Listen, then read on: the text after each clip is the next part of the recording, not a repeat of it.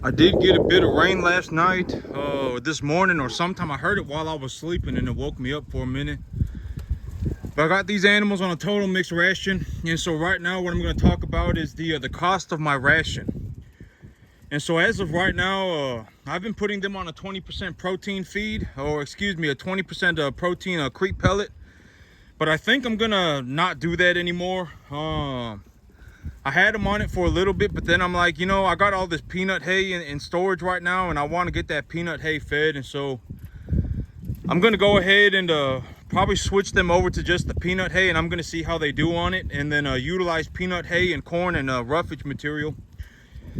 But okay, so the cost of feed right now, as of right this moment, and and maybe when I go over the cost of my feed, you will see why I'm gonna do it this way. But as of right now, I'm giving them 4 bags of feed a day. And then this is also a good time for me to, you know, because I haven't ran these numbers. I haven't ran these numbers yet. And I was going to do this in my head while I was out here making this video. And so I could figure out how much am I putting in per animal. I'm going to figure out how much money am I putting in per animal per month. And so right now, I am feeding 4 bags of feed a day. I'm feeding 4 bags of feed a day. And I'm feeding about 50 pounds of corn. And per bag of feed, I spend $12.50. I spend exactly $12.50 because anything that you buy in terms of cattle feed, if you have an agricultural exemption card, you do not pay taxes on it. And so I pay $12. I pay $50. I pay $50 for 4 bags of feed, and then for a pound of corn, I pay 10 and a half cents. It's roughly you know, roughly $5 a day, $6 a day.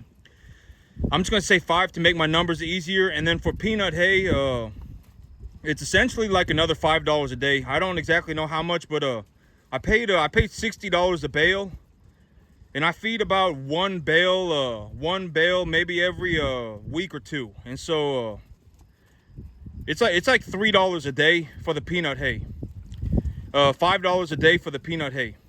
And so you're gonna see when I mix the ration by myself, I legitimately save myself like tenfold the money. You know. But before I ran the numbers, instinctively I picked up on this. You know, I'm like, maybe it's not very good for me to be feeding this creep pellet, because I'm paying $12.50 per bag when I can buy a 1,000 pound bale of 18% hay, 18% protein hay for $60. Legitimately, for the cost of 4 bags of feed, I can go in 4 bags of feed is 200 pounds. 4 bags of feed is 200 pounds. And for that, instead of buying 200 pounds of the creep pellet, I can go and buy 1,000 pounds of peanut hay. And so I was like, you know, I was thinking about this morning, and I was just looking over it, and I was like, you know what? I should probably just switch them over to peanut hay. And if they start having a lot of digestive issues or anything like that, if they start having issues, I'll put them back on the creep pellet, but I'll put them on the peanut hay. I'm gonna go ahead and do that. I'm gonna put them on peanut hay. But instead of the creep pellet. But as of right now, okay, so that's essentially $60, right? Essentially $60 a day, and I got 39 animals, essentially 40 animals. So I'm putting in roughly $1.50 a day. It's costing me $1.50 a day. And so per month, that's going to be $45 per animal, right? And so essentially about $45 an animal. And then I also have to include the cost of the grass. And grass, it almost always, unless something drastic happens with the cost of fertilizer or whatever it may be, it's almost always boils down to $550 a month. I don't know why, but almost exactly $550 a month all the time.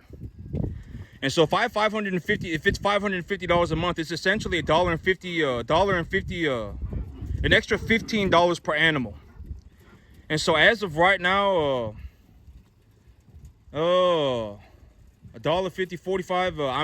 Okay. So my cost of gains right now are very high. You're gonna see my cost of gains are very high. It's costing me almost $90 a month to raise one animal. But here's the thing: is that, you know, it's costing me. Is that correct? Let me run the numbers. $1.50. $1.50. 35. Yep. No. Oh wait, no, that is not correct. I was like, holy crap, 90 is a lot. No, that is not correct.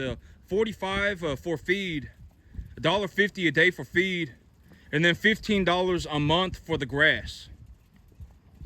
So that's $60. That's $60. So each one of these animals right now, it's costing me about $60 a month to raise one animal, to keep one animal properly fed, to give them all of their food and grow their grass. It's costing me about $60 a month.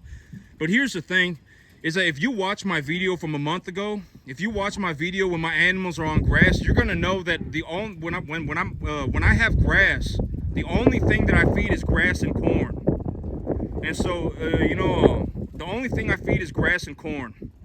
And so when I only feed grass and corn, it costs me maybe $20 a month per animal, maybe $20. And so $20 a month per animal. And when you run the numbers, and my whole thing about my farm right now is I raise an animal for 5 months, right? And so if I raise an animal on grass and corn for 3 months, that's $60. And if I raise them on feed and grass, on essentially just straight feed, it's going to cost me $45 a month. And so essentially, it's going to cost me about $150 per animal. And if you run my number, I've already told you how do I budget per animal, right? I've already told you the answer like 50 times. If you are legitimately, if you are having an extreme amount of difficulty remembering very simple, objectively, like legitimately, there is zero room for you to go and think about something else. If you are having such difficulty remembering simple information, you should write it down. Always reference the feeder cattle number. You go on the internet, go on the commodities market, and look up the feeder cattle price. When you find the feeder cattle price in terms of Texas, okay, our cattle here in Texas are valued less than the country's cattle nationwide.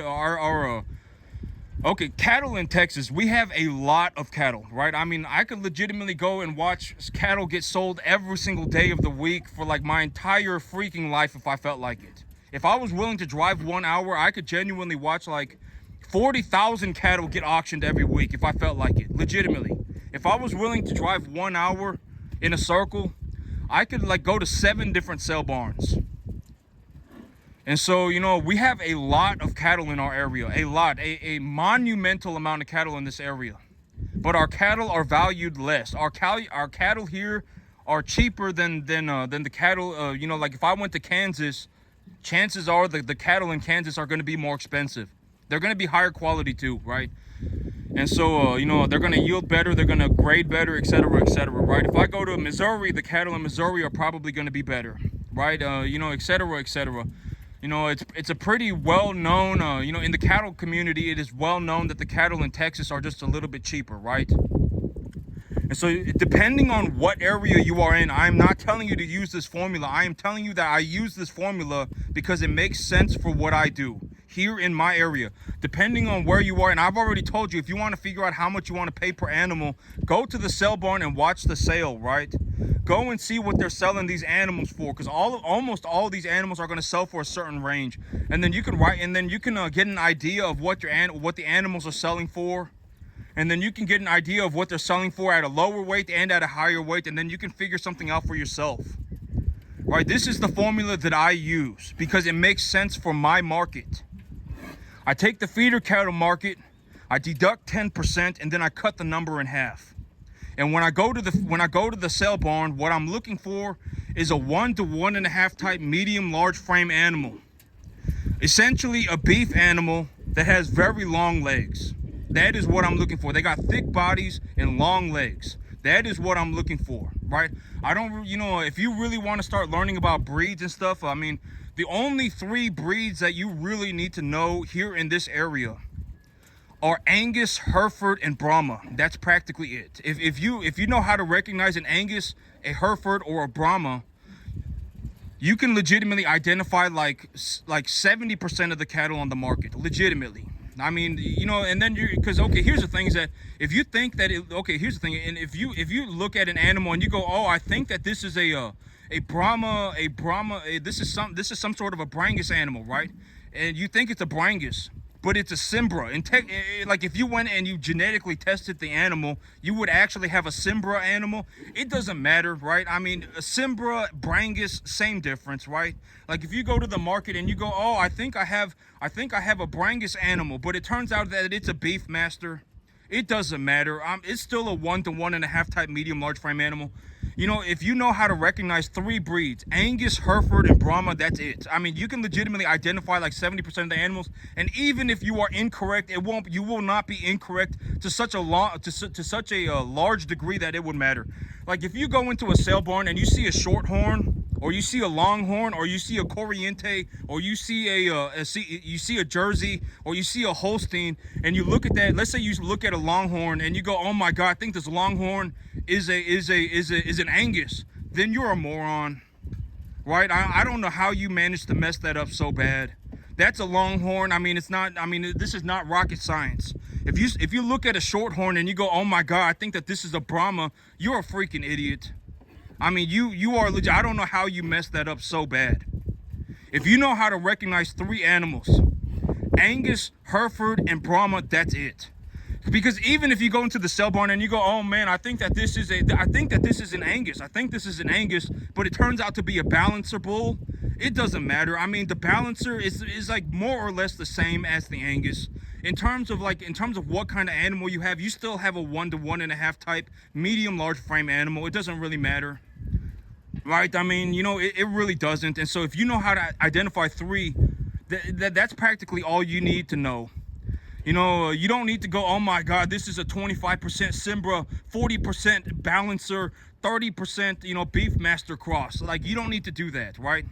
If you know how to identify the 3 breeds, you essentially just, more or less, it looks like that animal, then you're good to go, right? I mean, you know, the animal's got a thick body, got long legs, and it's a beef animal, then you're good to go. That's it. 1 to 1.5 type feeder, you know, 1 to 1.5 type commodity animal, that's it, right? And you don't need to know, like, you don't need to know the fine details. And so, but that's how you come up with, you know, but for you, this is not the, I am telling you how to come up with the answer, because I do not know what your market looks like, right? Like if you live in Podunk nowhere, and you know there's one sale barn within a 2-hour radius of you, and that one sale barn sells 2,000 cattle, a week, then I'm not gonna know what's going on with your market. This only works for me because I live in this area, and if you live in this area too, it will work for you too. But you know, you're gonna have to go to the sale barn and check the market for yourself, and then figure out a formula that works for you. But this is how I do it, because of the area that I'm in. There is such a massive cattle market in my area that I could legitimately go and watch 40,000 animals get auctioned every week for like the entirety of my life if I felt like it. That is how many cattle are in my area. And so in my market, this makes sense. I take the feeder cattle market, I deduct 10%, I cut that number in half, and then when I go to the market, I'm essentially looking for 1 to 1.5 type medium large frame animals for that price. And so, you know, if the feeder cattle market is sitting at 250, I deduct 10%, that's 225. At 800 pounds, you know, the feeder cattle market is set for a commodity steer at 800 pounds. So 225 at 800 pounds is $1,800. I take $1,800, I cut that number in half, that's $900. I go to the feeder, I go to the auction, and I look for 1 to 1.5 type animals, medium large frame animals for $900. That is how I do it for a steer. And if it's a heifer, it's going to be about $100 to $150 cheaper. That heifer is going to be a little bit cheaper. And so if I'm going to buy a steer at $900, I would buy a heifer at $750 to $800. That's it.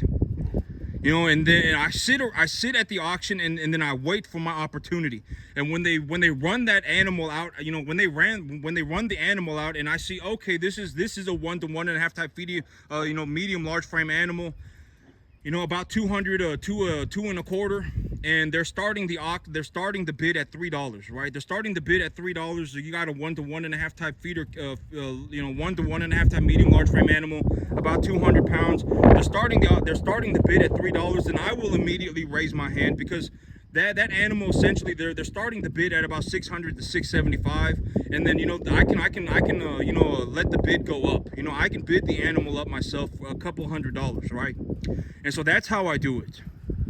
That's it. That's the entire. I don't go in there and go, oh my God, here I am for my La La Land journey. I don't have a plan. I'm gonna go skipping off into La La Land. My life is gonna turn into a magical adventure. I was born with the answer, and here I am. I don't do that. Right? I go in there with a plan.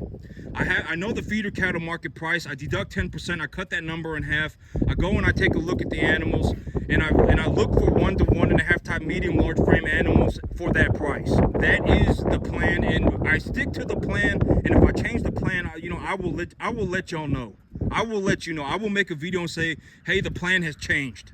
Right? But that is the plan, and that is what I'm doing. Right? That is what I'm doing. And so let's say I buy half heifers and half steers, right? And the average cost of my animal is $800 to $850.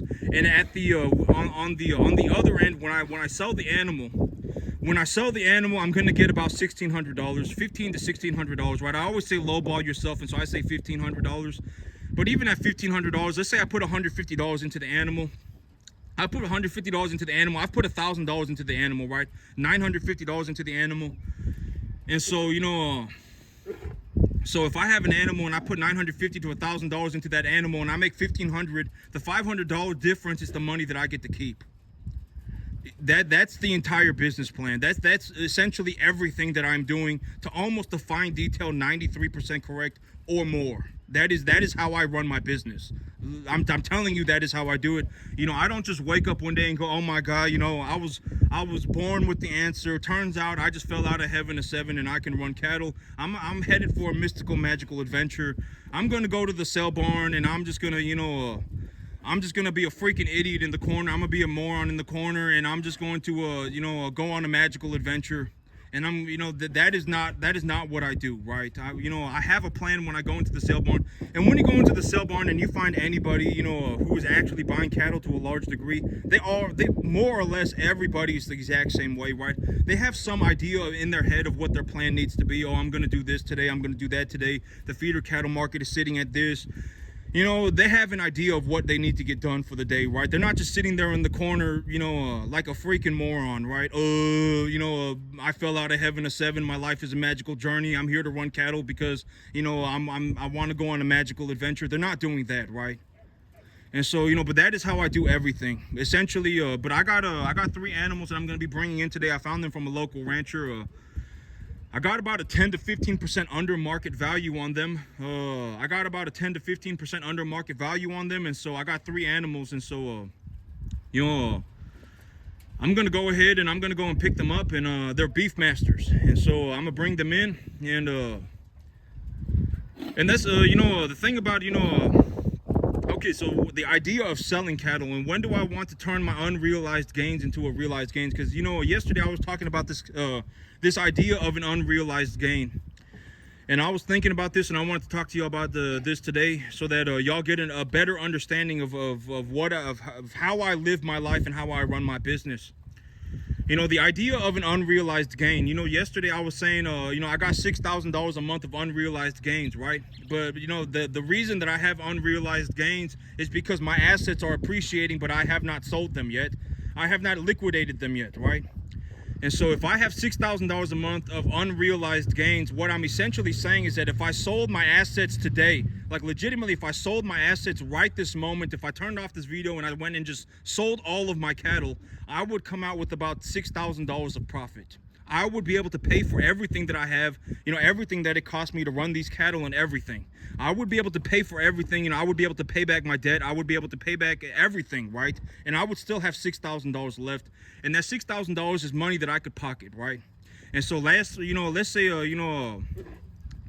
but this is also what I mean by you do not want to liquidate your assets. If the only 2 reasons that I would ever liquidate my assets is 1, I need the cash, or 2, my assets I'm not able to appreciate the value of my assets profitably. So if it's costing me $1 to put on 90 cents of let's say I put $1 into the animal and they only put on 90 cents worth of gain, then at that moment, one of these two situations are the only time that I would essentially ever liquidate my assets. One, I need the cash, and two, the appraisal, or excuse me, the appreciation value of the animal is less than what it costs me to, it costs me more to appreciate the animal than I get out of the animal. So if I put $1 into the animal and I only make 90 cents, then it's time to sell the animal, right? And that could happen for whatever reason, right? There could be a mega drought. The price of grain could skyrocket. The price of grain could skyrocket, and the price of feeder cattle could fall. Something could happen, right? I mean, there are a lot of reasons for it to happen. The feeder cattle market could just fall. The corn market could go sideways for an extended period of time. Whatever it may be, right? If you are standing there and you are running your numbers for your business and you're going, I think I'm actually losing money, then that's a good time to liquidate your assets and find more valuable assets. Find assets that you are able to appreciate and make money on, right? So those are the only two circumstances where I would sell my assets. Those are the only two circumstances where I would liquidate my assets. And here is why. Okay, because I say, I have an unrealized gain of about $6,000 a month. If I legitimately turned around and I sold all of my cattle right now, I would be able to, I would be able to pay back all of my debts and everything. I would be able to pay back everything, and I would still walk away with about $6,000, right? I would still walk away with about $6,000. But here's the thing: if I did that for that extra $6,000, and it's like 1 month, oh man, I made $12,000 cash this month, right? Which I don't need, right? I don't need the extra $6,000, right? I already have enough cash to cover all of my expenses and then some. Legitimately, I make like 3 times more money than I spend on a regular basis, right? I don't need any more cash. What am I going to do if I death grip cash, right? If I death grip cash, let's say, I just say, oh my God, I could bring home $20,000 this month cash, right? I could do it, and then I went and did it. Well, what am I going to do, right? I mean, my living expenses, if I want to pay for my truck, and I want to pay for my tractor, and I want to pay for my mortgage, and I want to pay for all of my bills, it's going to cost me like $4,000, right? And so, I'm going to have $16,000 cash left over. And then what am I going to do with $16,000, right? Am I just going to sit there and hold on to it? I mean, if I have $16,000 today, it's going to be $16,000 tomorrow. It's going to be $16,000 in a week. It's going to be $16,000 in 10 years. I'm not going to go in death grip cash, right? And here is why. Because if I did that, the moment that I did that, all of my assets would be gone. The appreciation value of my assets would now be gone. I would no longer have that appreciation value anymore. Because right now my assets are appreciating. Even right now, you see my animals eating food, right? My animals are eating food, they're drinking water, they're having themselves a little, they're doing good, right? And I'm making money right now. Even when I make this video, I am making money. I make money 24/7, right? I make money 24/7. My animals are practically always, granted that they are, doing good, they are always going up in value. And so I'm always making money.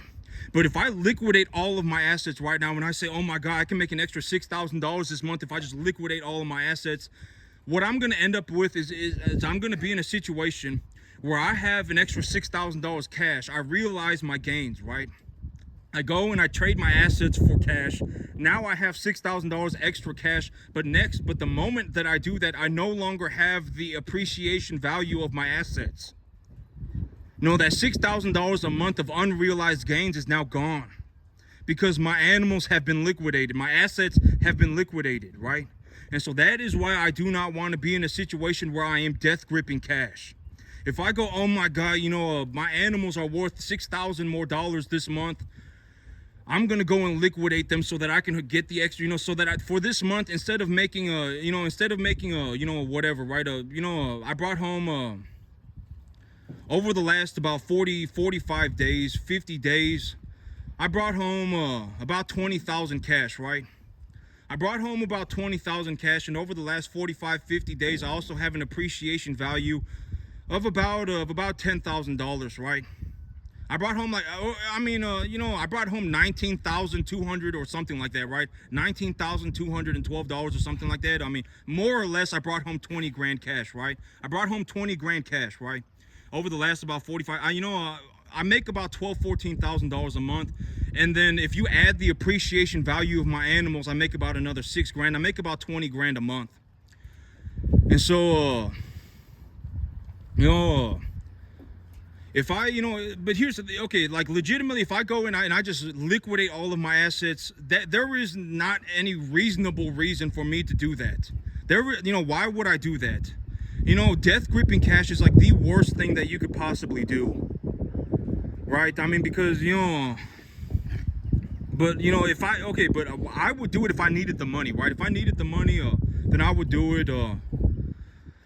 If I don't think that I can appreciate the value of my assets, and I believe that I could find a more profitable asset, then I will essentially take I will take the cash and then purchase the more profitable asset. And when I buy the more profitable asset, the reason that I buy the more profitable asset is because then the income that I made is now tax deductible, right? I've already said this like 50 times too. The big idea is to grow your wealth tax-free. You want to be growing your money tax-free. And the way you do that is you take the money that you earn, you buy an asset that is tax deductible, and then you appreciate the value of the asset at a cost that is less than the appreciation value. That is it. I mean, that is the entire business, right?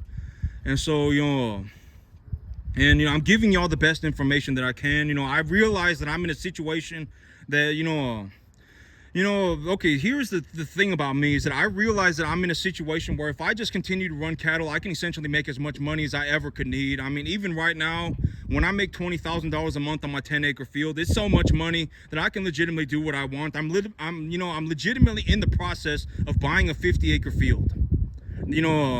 I make so much money here that I can essentially do whatever I want. If I want to go and I want to buy more land, I'll go and I'll buy more land. If I want to go and buy $100,000 tractor, I'll go and buy $100,000 tractor. If I want to go and buy a big, a giant dually truck, I'll go and buy a giant dually truck. It doesn't matter, right?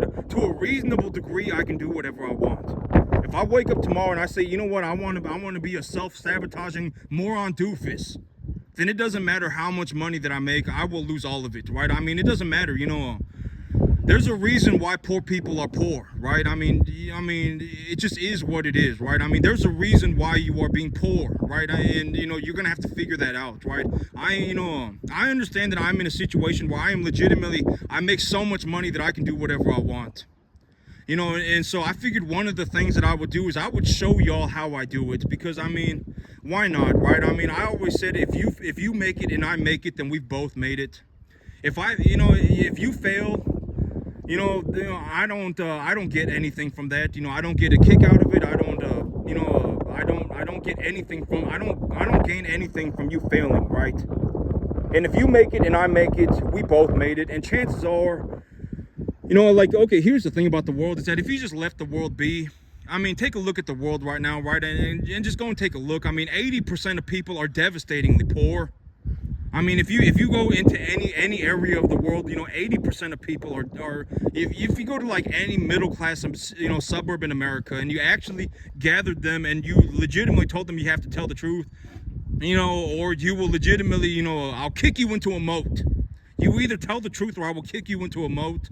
Then they would just straight up tell you, right? Yeah, I'm in $20,000 worth of credit card debt, and I don't have $1,000, and I'm 2 months behind on my mortgage, or something, right? I mean, I bought a car that I can't afford, etc., right? I mean, they would, if they had to tell the truth, they would tell you the truth. And if you found out the truth, I mean, 80% of people are going to be poor, devastatingly poor. And I've already defined poor from what I have seen, right? Poor is essentially, one, you are broke, you don't have any money. Number two, if you're poor, you don't have a retirement. And number three, you just don't have enough money to actually keep your family from not having financial problems, right? Those are the three ways that I would define poor, right? If you are financially poor, you are in one of these three categories. You are, number one, you are broke. You don't have any money. And number two, you don't have a retirement. You don't know what you're going to do if you stop working. If you stop working, your money stops effective immediately. And number three, you essentially you don't have enough money to essentially, keep your family, happy financially. Because, to a certain degree, money can buy happiness, right? I mean, and this is also what I mean by, if you listen to me, how I define rich as well, right? Rich is if you have more money than you need. You don't need $10 million. You know, and this is what I mean by go and watch rich people, right? When I say go and watch rich people, what I'm talking about is go and watch somebody who has more money, who makes more money than they spend. That's what I mean by rich, right? And I've already said when I define rich, I'm not talking about a set amount of money. You don't need $10 million. You don't need $1 million. If you make $7 grand a month, if you make $6 grand a month, but you only need $4 grand, then that $2 grand you have left over, you have $2 grand left over, and and you also want to be on an upwards trajectory, right? Like if you bring home $6 grand a month, and you live on $4 grand, and you have $2 grand left over, don't death grip the cash. This is what I'm saying, right? Don't death grip the cash. Find something, right? Even okay, if you're horribly afraid of everything, then go and buy a U.S. government treasury bond. You can buy a U.S. treasury bond right now, like a 30-year bond, and it's like 4% interest or something, and 4% yield. There's a 4% yield on the treasury bond right now, right? And and the treasury bond is essentially, okay, if the U.S. treasury bond falls off of a cliff, legitimately plummets into oblivion, the dollar's not going to be worth anything anyway. Like if yields skyrocket to like 5,000%, if the yields skyrocket to like 400%, your dollar's not going to be worth anything anyway, right? And so, the thing, and then at that point, at least you have something that is producing a yield, right? Because if you have $2,000 today and you have $2,000 in 10 months, then you will only have $2,000. But if you buy a in a year, you will have $2,000. But if you buy a 4% yielding bond, a U.S. Treasury bond, a government bond, backed by the U.S. government, then you get a 4% yield on that bond, and you got $2,000 in that bond. Then a year from today, you'll have $2,080, right? And which is not the, but if you do that repeatedly, throughout the course of history, and for a long period of time, and you just keep after it. You put $2,000 a month. You put your $2,000 excess of income a month into the U.S. Treasury bond. Then every month you are essentially making yourself an extra $80 a year. And here's the thing, that $80 a year that you make of excess income, of extra income every month, and so effectively by the end of the year you would be making yourself an extra about an extra okay, if you put $2,000 into, okay, here's a good way to put it. If you put $2,000 a month into a U.S. Treasury bond and it was yielding 4% annual interest, if it was yielding 4% annual interest, every time you put $2,000 into that bond, you would be making yourself an extra $80 a year. And so if you did that over the course of a year and you did not even reinvest your earnings, you just only put your excess income into the bond, by the end of the year, you would be making yourself an extra $960 a year, doing nothing. You would just sit there with your government bond. You would be doing nothing, and money would just be coming to you. You would be making, like an extra $900 a month, $800 a month doing nothing, which is very good. But if you take that $800 a month that you're making and you reinvest that back into the bond, then now you have a situation where you are compounding your earnings. And within 2 years you could legitimately be making like $2-3 grand a month on that bond, by just investing your earnings and then reinvesting your earnings for 2 years. If you just sucked it up for 2 or 3 years and you went after it and you did it, you could legitimately put yourself in a situation where you are making an extra $2,000 to $3,000 a month. And this is what I mean by, the first step to getting rich is learning to not kick yourself in the dick. If you have that bond, and if you have those bonds, you should not be in a situation where you believe you need to liquidate your assets for something, right? If you've come up with some nonsense, oh my God, I want to go and buy myself a new car. And so what I'm going to do with my, how I'm going to afford my new car? I'm going to liquidate my assets. Like right now, if I said, I want to go and buy myself a Ram, I want to go and buy myself an F-350. And so how I'm going to do it? I'm going to sell all of my cattle. That's what I'm going to do, right? I want to go and buy myself an F-350, so I'm going to sell all my cattle right now, and I'm just going to go and buy an F-350. That would be freaking, that would be what I considered, kicking yourself in the dick, right? That is what I would consider that kind of behavior, self-sabotaging, moronic behavior, right? I'm just gonna wait. I mean, my assets are going up in value. I have an unrealized gain of about $6,000 a month. I don't really care about the $6,000. You know, the $19,000 that I brought home in the last 45 days is more than enough money for me to do whatever I want, right? And so I'm just gonna let my assets go up in value.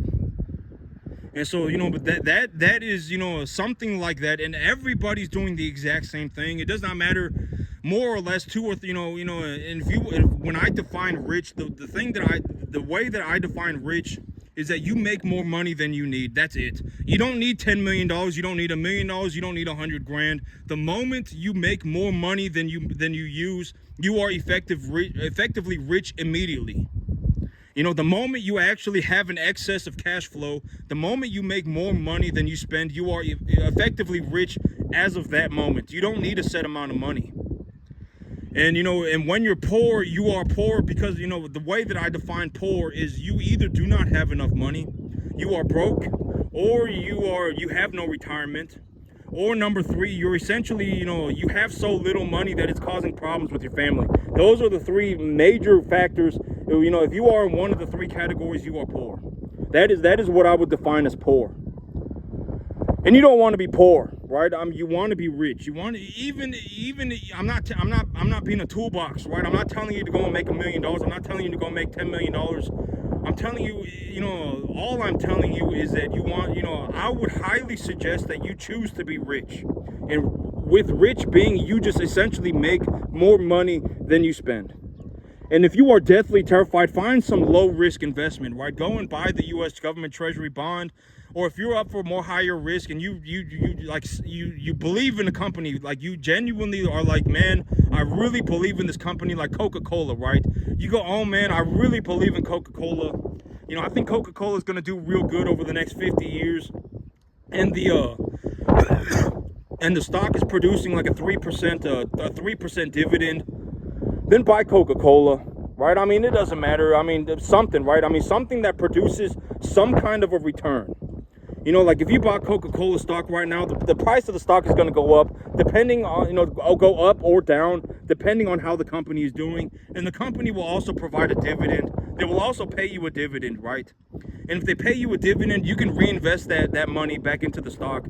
And if you just did that for like 2 years and the stock just went sideways, I mean, essentially, if you invested $2,000 a month into that stock, you know, for just 2 or 3 years, you could legitimately put yourself in a situation where you are making like an extra $1,500, $2,000 a month doing nothing but holding on to your Coca-Cola stock. You know, essentially, you know, like something, but that's the stock market business, right? And I'm not in the stock market business because here's the thing. It's like me, I make like a 50% return on my cattle every 6 months. And for me personally, it is more, you know, the cattle business is the most profitable business that I personally know. You know, the cattle business for me personally is the most profitable business that I know. And but at the end of the day, the reason that is because I live where I work. You know, I'm in the cattle business 365 days a year, 24 hours a day. This is legitimately my entire life, right? I work 24/7, you know, I live where I work, and, you know, I'm very good at it. I spent the last 15 years of my life getting to this point. I mean, you know, I make a lot of money in the cattle business, and so I'm not going to go, but I would also consider that kicking myself in the dick type behavior, right? Like if I legitimately was like, man, I'm making so much money in the cattle business, you know what I'm going to do? I'm going to stop reinvesting into the cattle business, and I'm going to go buy stock of Coca-Cola, right? If I was doing that, I mean, that would essentially be what I consider kicking yourself in the dick, self-sabotaging, moronic behavior, right? Like if I legitimately was like, you know, I make so much money in the cattle business, instead of reinvesting my money back into the cattle business, I'm gonna go walking off into La La Land. I mean, that would be moronic, right? And so, you know, I'm reinvesting my earnings back into the cattle business, and when I reinvest my earnings, when I liquidate my asset, I take my money. When I liquidate my assets, I take the money that I make and I purchase tax-deductible assets that I can appreciate at a value that is less than what it cost me to do so. And then I rinse and repeat forever, legitimately forever. And if you can do this with the stock market, you can do this with whatever, right? If you just buy $2,000 worth of stock a month for like 2 years, and that stock is producing like a 3 to 4% annual dividend or yield, I mean, you essentially within 2 years, 3 years, you could legitimately be in a situation where you are making like an extra $1,500 a month doing nothing but holding on to that stock. You don't have to worry about running cattle or nothing, growing grass, buying, looking for real estate. You don't have to worry about any of that stuff. And if you are deathly terrified of everything, then go and buy the U.S. Treasury bond, because the U.S. Treasury bond is backed by the government, right? And if the U.S. Treasury bond fell through the floor, legitimately yield skyrocketed to like 500%, your dollar wouldn't be worth anything anyway, right? I mean, your dollar wouldn't be worth anything anyway. And so at that point, it doesn't really matter what you have. Everything's gonna cost like 10 million bucks. But that's it for me today, YouTube. Y'all have a good one.